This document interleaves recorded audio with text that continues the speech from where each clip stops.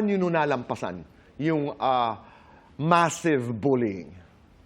On social media or both in Both. real life? Kasi in real life, doon nag-umpisa di ba? Ang hirap. Well, ako, Tito Boy, magko-compartmentalize ka talaga.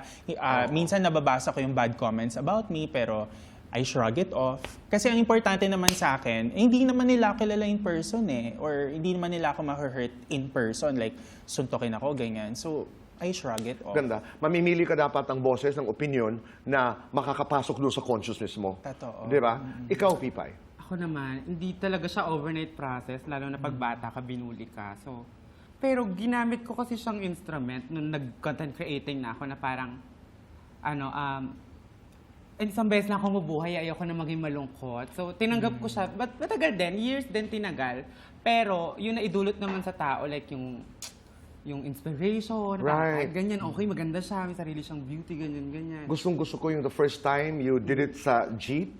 Yeah. At hanggang nasa, totoo yun? Sa jeep. Oo, na imbis na itago mo because your initial reaction to who you were was, di ba, magtago. Kasi baka I'm different, baka i-bully. Until you embraced yourself. Yeah. Dahil pag in-embrace mo ang sarili mo, i-embrace ka talaga ng